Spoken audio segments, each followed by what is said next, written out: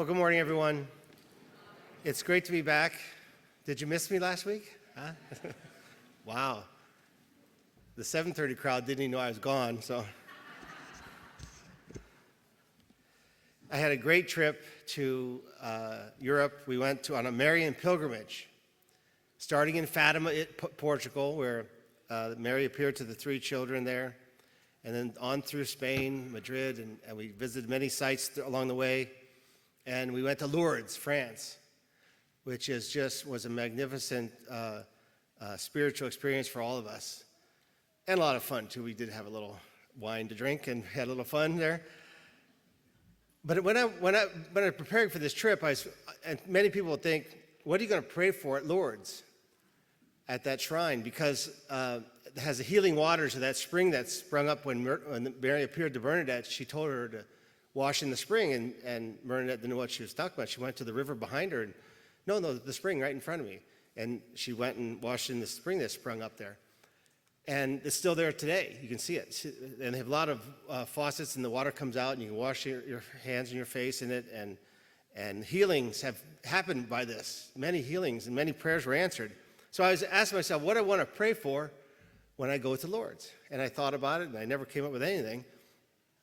I get there on that evening, the first day we were there, and I approach the grotto. You know, the grotto is this rocky formation. It's kind of a cut out of a cliff, and up at the top is a church, but it's down below, down by the river. And it's the same as when it was from Bernadette's day. And as soon as I knelt down, immediately, this sensation came to me that everything about the Catholic faith is true. It was amazing, this overwhelming sensation that I believe it, and it's true. I was totally convinced. What a gift from God it was for me, and I didn't even ask for it. I didn't get a chance to ask for it. God gave me that. As soon as I got there, as soon as I knelt down, that everything I believe in, all the teaching of the Catholic Church, the revelation of God in Jesus Christ is true. And I'm going to proclaim it. And then I knelt, I teared up. It was amazing how the moment there, because you're in that spot where Mary appeared to Bernadette. And then I said, now what do I do? What do I pray for now? I got that great grace of God.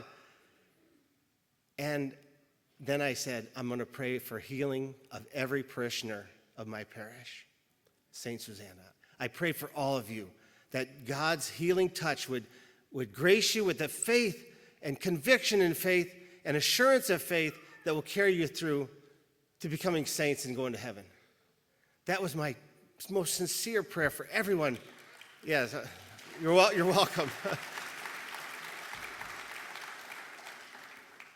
And so I think you're going to hear a difference in my preaching these days. I think you will.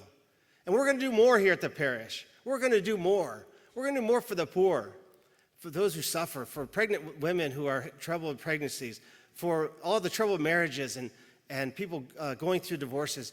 And for the young couples, we're going to do things. For the young adults, we're going to do things. And things are happening right now.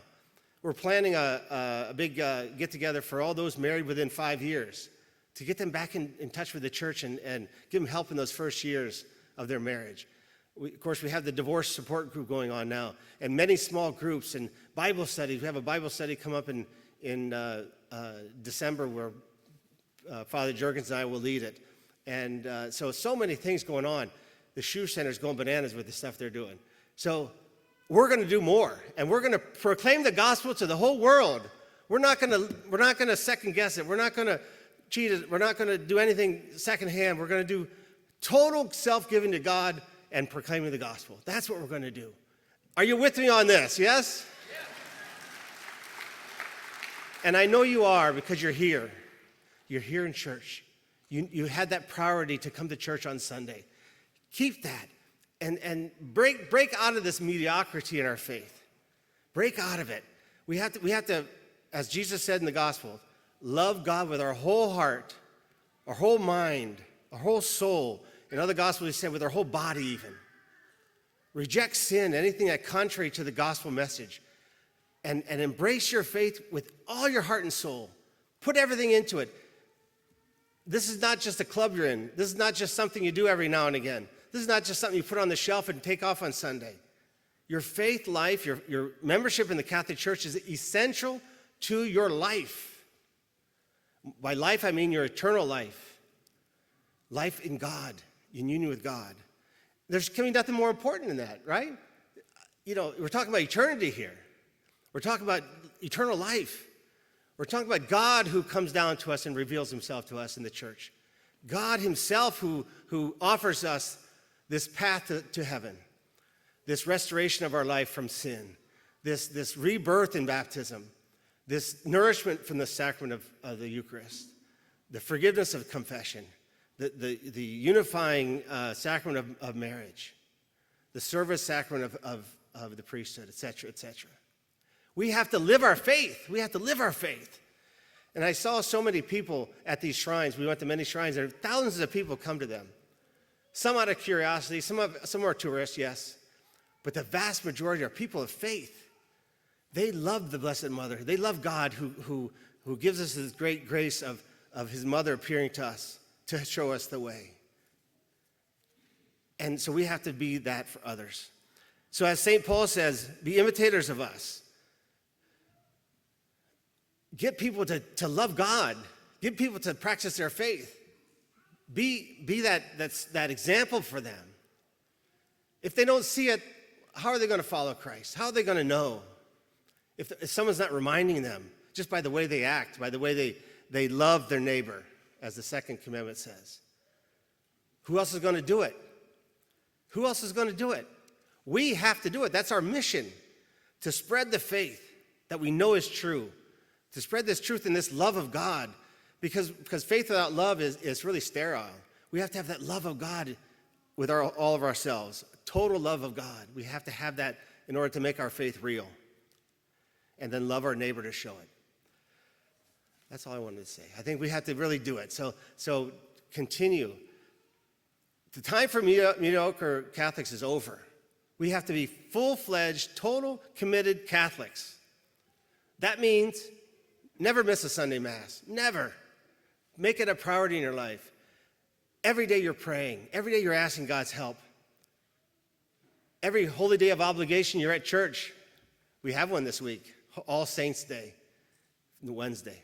Let's get to church on Wednesday. Let's show us that we want to be saints. We want to be saints. We want to be in heaven. That's my humble prayer for you, is that you have this great gift of faith that God gives you. Open your hearts to that. He can give it to you. You can have it if you desire it. If you have this want of it, you have to want it. And I think if you do, you'll see great rewards in your life. Not physical rewards exactly, but great spiritual rewards and the final reward of heaven.